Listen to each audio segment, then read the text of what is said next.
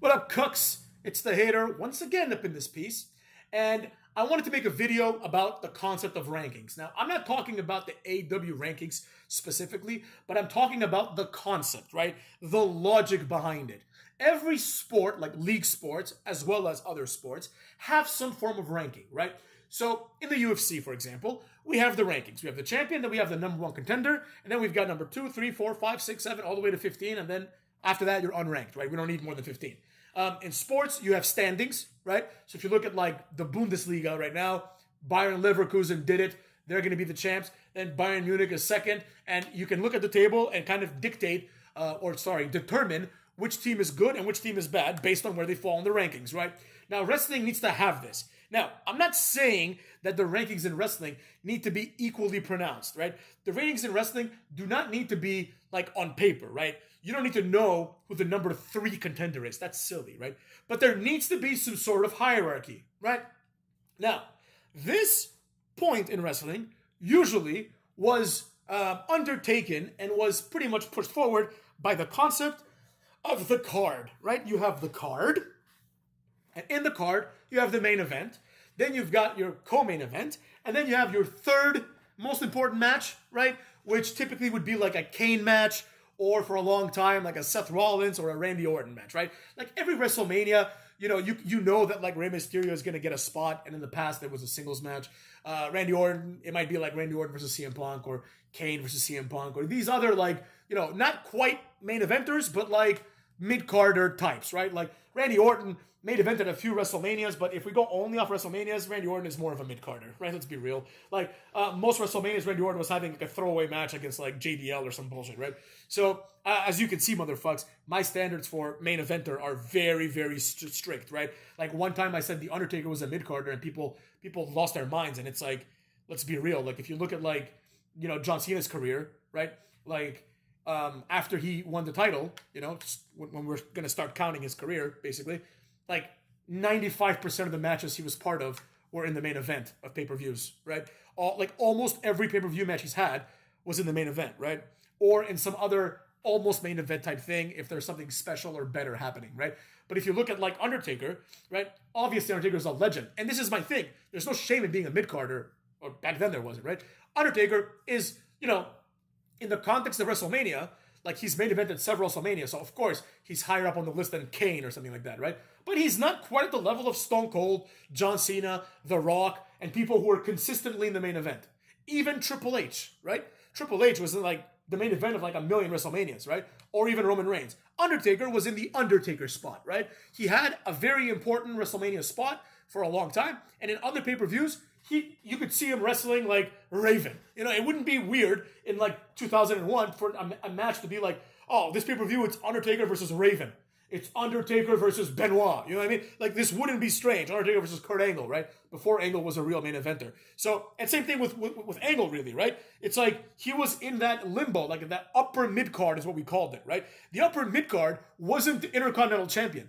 The Intercontinental Champion was the mid-carder, right? Then we had the upper mid-card. Right? Then we had the main event, which was 5-6 people at most, right? Now, the difference between a mid-carder and an upper mid-carder is you can take the upper mid-carder and you can periodically plug him into the main event, right? So periodically, it wouldn't be strange for like Triple H to like, beat everybody, and then next pay-per-view, it's like Triple H versus Kane, right? Or Triple H versus Booker T, or Triple H versus Benoit or something like that, right? But those were upper mid-carders, and Triple H was a main eventer, right? Randy Orton, for like the vast majority of his career, was an upper mid-carder, right? He's had a few WrestleMania main events, of course, right? I mean, like I think one really. But how many WrestleMania main events has Randy Orton had? I think he wrestled Triple H in that one main event, and I think that's it, motherfucks. I don't think he's main event that like closed the show since then, So there you have it, right? My point stands. People like the Big Show, people like Undertaker, Kane, Orton, fucking Jericho is a great example. Angle, Benoit. These are people that you could plug. Like there were episodes of Raw where it's like, oh, we need someone to destroy The Rock, but everyone's already had a match or is too important. Okay, The Rock versus Benoit in a cage match. Benoit is gonna do like the McMahon Helmsley Alliance's bidding, right? Because he's a bigger name than Road Dogg, right? So he's gonna give The Rock a challenge, but he's not Triple H. so he's not going to be in the main event, right? That's what the hierarchy in wrestling was. But since we've completely abandoned this hierarchy, right? Since there no longer is a mid-card, what are we left with, right? I mean, sorry, since there is no longer an upper mid-card because everyone's a mid-carder. Like, literally everyone is a mid-carder. Like, Cody Rhodes is now the main eventer because he's the champion. Like, the champion has to be considered a main eventer unless it's CM Punk, who main evented like 3 pay-per-views during his like 2-year title reign, you know what I mean? But generally speaking, now it's safe to say that every pay-per-view main event is going to involve Cody Rhodes, right? That's just how it's going to be. Unless like we have like, you know, unless it's like John Cena versus The Rock or something, then obviously Cody Rhodes is going to be in the upper mid card at that point, right? So, or if we have some, now we have the women too. The women can be in the main event now too. So that's a possibility. Cody Rhodes might be in the mid card again. But generally speaking, Cody Rhodes now has to defend his title against mid-carders. Not upper mid-carders, but 4th round draft picks like AJ Styles. So the question then becomes, since we don't have a legitimate upper mid-card, right? And all we have is a mid-card, how the fuck do I know how this mid-card, being that it's so large, how does this mid-card rank, right? How good is Kevin Owens in relation to Gunther? I don't know, right? Nobody told me this. Gunther was the mid-card champion for a long time, but Kevin Owens, a few years ago, was an upper mid-carder, right? You could plug him into the main event if necessary, and he did what he could when he was put in the main event. How good is Gunther compared to Jey Uso? They've only had one match, and Gunther had to cheat, right? So how good is he, right? Where does Damian Priest rank in this, right? He's the champion, but he hasn't had a match, right? Because he used the Money in the Bank, so his ranking is a little suspect. So what I propose is we go back to that system, right? There should be a category of wrestler, right? Somewhere between the Intercontinental and the US title and the World Heavyweight title. These are wrestlers who believe that they have what it takes to be world champion, but they also believe that they are too good for the mid-card title, right? This is how it was for the longest time. I remember after CM Punk won the World Heavyweight title, I think twice, before you know it, like he loses it, and then he's in a tag team with Kofi Kingston, going after the tag team titles. Then he's jobbing to JBL over the Intercontinental title, right? It's like, what the fuck is going on? You know what I mean? There should be a category of wrestlers that are too good for the mid-card, right? This is how wrestling always was. When Undertaker wasn't a champion because the main event scene involved John Cena, Shawn Michaels, and Triple H, Undertaker didn't come out and challenge Kofi Kingston for the Intercontinental title. Undertaker didn't get Kane to go after Air Boom, which is Kofi Kingston and Evan Air Bourne, for the tag team titles, right? Why? The implications are very obvious, right? Nobody would ever doubt that Trevor Murdoch and Lance Cade stand any chance against Kane and Undertaker, right? It would be normal for Undertaker to beat both of them in a tag team in a 2-on-1 handicap match, right? Same thing with Kane. And the idea is the tag team is the tag team. And people like Kane are not interested in the tag team, right? The same way that Cody Rhodes right now, as a main eventer, is not interested in being the WWE Speed Champion. You see what I'm saying?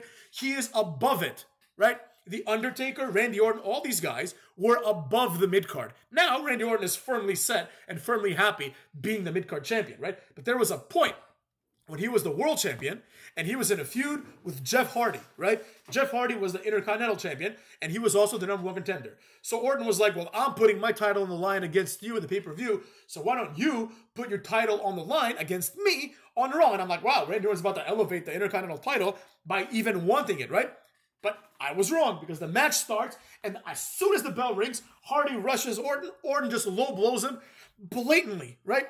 Getting himself disqualified and then proceeding to beat Jeff Hardy down in a post-match beatdown, right? And the entire underpinnings of this moment were, how stupid is Jeff Hardy to not see this coming, right? And me as well, who didn't see it coming, right? I mean, I kind of did, but not exactly, right? How stupid is Jeff Hardy to think that Orton wants the Intercontinental title? He's the world champion, right? Orton doesn't care about the Intercontinental title. So he punts Jeff Hardy in the balls, taking away his chance at winning this title, and then proceeds to beat him down. Then he beats him at the pay-per-view, right? Showing that he can beat him anyways. But the idea stands, right? A category of wrestlers, the upper mid-card, is necessary to push wrestling forward, right? Because if tomorrow they decide, just like they decided with Jey Uso, they decided the next number one contender for for fucking Cody Rhodes is Chad Gable, nobody should be surprised, right? Because we don't know where Chad Gable ranks when compared to, I don't know, fucking LA Knight, right? We don't know. You know, there is no category of wrestler now that wants only the world title, right? In my opinion, every former champion, right? Well, there are some exceptions, of course, like Kofi Kingston and other jobbers, right? But every former champion should say, I am beneath anything except for the world title, right? Like, if you have Drew McIntyre, right? And people are like, Drew McIntyre, do you want to wrestle like Gunther for the Intercontinental title in a match with Sheamus?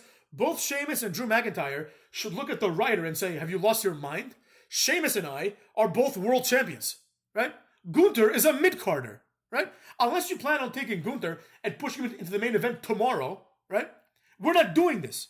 I'd rather have a match, me versus Sheamus, right? That match feels like an upper mid-card match. Not anymore, because now they're both going after the US title, but you know what I mean, right?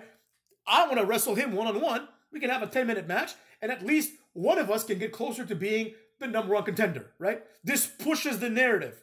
The idea always was, if Kane beats Randy Orton and Kane beats CM Punk, then Kane is the number one contender, and vice versa. So the upper mid-carders feud with themselves. And it was a huge honor to be an upper mid-carder. I remember there was a last man standing match in a throwaway pay-per-view that I don't remember. The match was Jericho versus Kane. This, to me, was the moment where Jericho went from mid-carder to upper mid-carder, because now he's feuding with someone that is above his pay grade. And he actually won the match, right?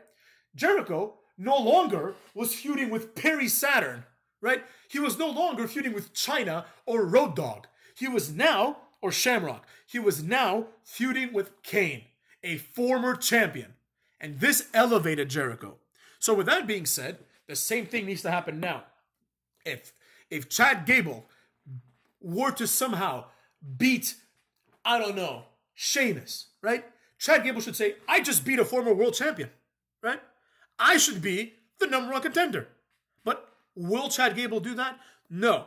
If Chad Gable, like Gunther beat two former world champions, and instead of coming out on Raw after his humiliating loss to Sami Zayn and saying, all right, I lost, but I'm going after the world title now, Damian Priest. Instead of saying that, he's like, I want to be king of the ring. In other words, I read this as for 2 years in a row, Gunther has no aspirations to do anything above the mid-card.